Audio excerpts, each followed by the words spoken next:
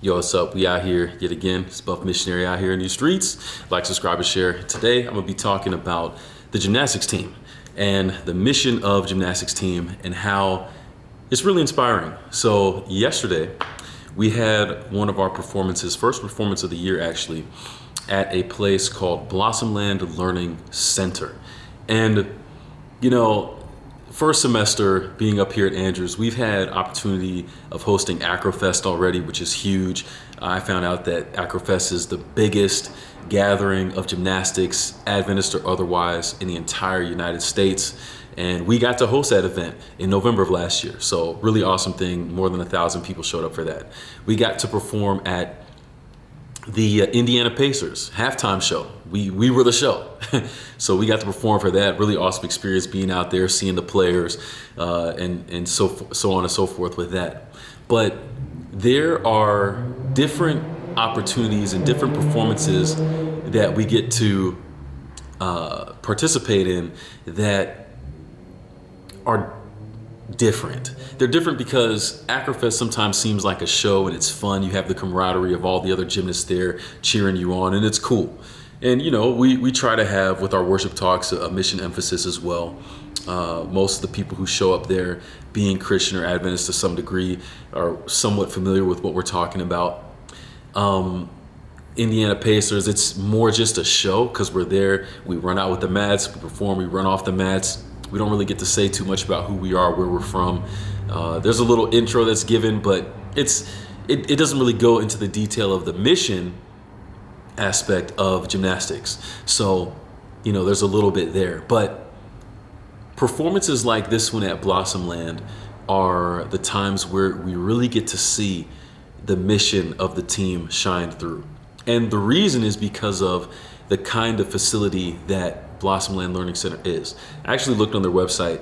I wanted to read from there a description that they've got on their About page to describe what it is that they do.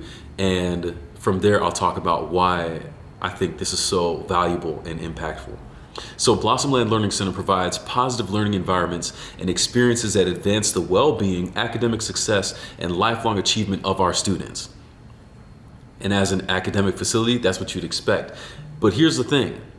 Located in Berrien Springs, Blossomland Learning Center provides comprehensive programs and therapeutic services for students with severe multiple impairments and students with moderate to severe cognitive impairments, ages 3 to 26. So it's not your usual crowd that we get to perform for when we're at Blossomland yesterday. And it's so significant because when you think of people who fit this category, we don't see a lot of them out in the public and just in our everyday walk. Sometimes it's almost like they're forgotten or just people aren't aware sometimes, you know? I was riding from the school to our school, Andrews to Blossomland, which is literally like 2 minutes away, with Ryan, our sound guy. And I was reflecting on the fact that, man, there's probably more than 100 students at this school. And you can see, you know, there are some students who are in wheelchairs, and you have a lot of the staff and the school teachers there who are assisting the students with the various needs and things that they have. And, you know, you feel it. You feel it when you think of, man, there are so many people out here who are suffering and struggling with different things.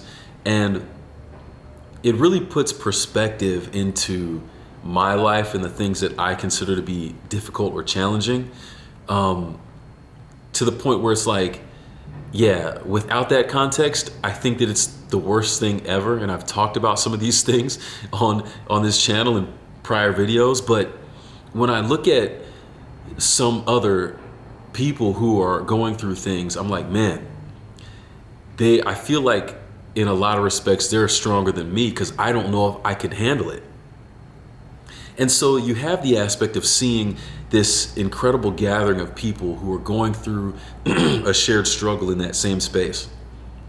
You get to see the amount of teachers and people there who care about these young people, there to help and assist in whatever way that they can.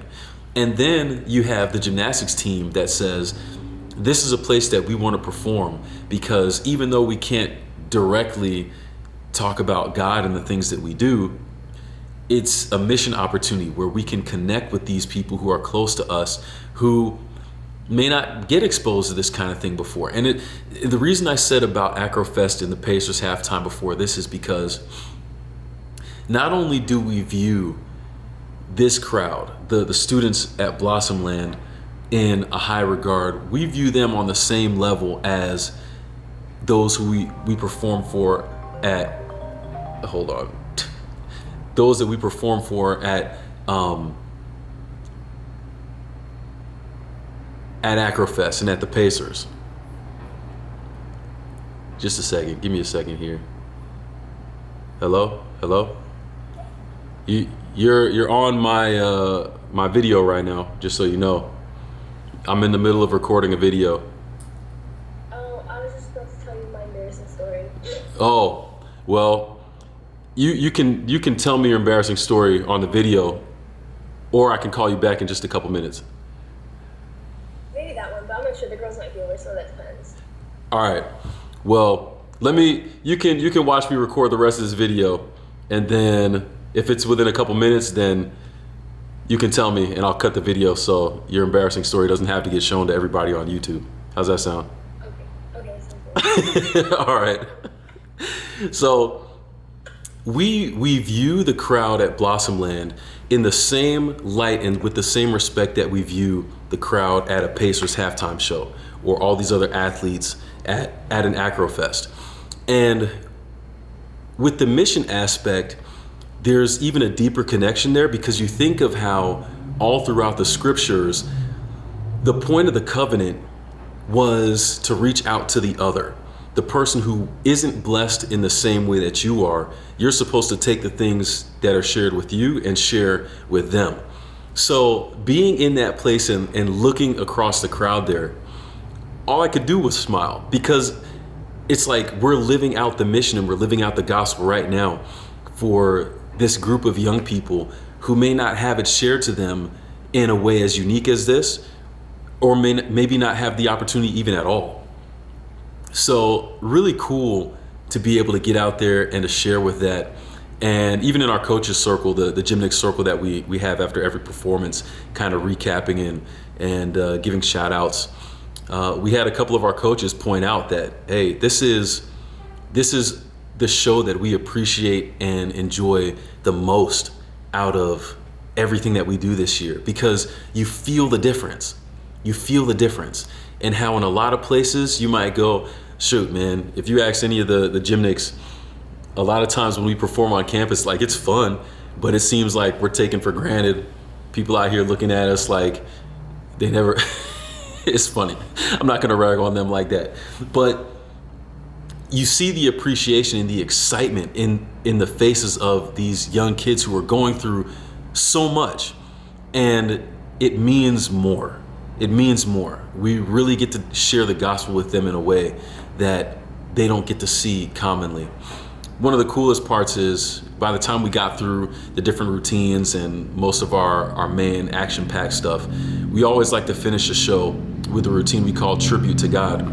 And at the school, we couldn't call it Tribute to God because we didn't want to offend anyone or kind of make the direct reference, as I mentioned earlier. But, so we just called it Tribute. But it was clear, the stories from creation, Adam and Eve, Samson, Daniel, Esther, all the way down through the life of Christ and the crucifixion and resurrection, we're showing that without saying anything. And these are the impressions that get made on these minds who are looking for hope, and they're looking for something more. And I love that. And we don't always get to show that to people when we perform in other places. Like that routine's longer than our Pacers halftime routine. There's no way we would have gotten away with showing that there. But to be able to show that here in a space like this, man, it means a lot. And we're actually getting to carry out the gospel as we do that. So, you know, the last thing I'll say about it is it also speaks to how you can you can have the mission mindset without being like a quote unquote missionary. You can, wherever you are, and I think this is the entire point of the mission mentality. Whether you are a business person, whether you are a gymnast, whether you work at a tech company, whatever your profession, there should be a way that you can show somebody Christ without having to tell them about Christ. And I think that those impressions go even deeper than just what is said oftentimes. It's different.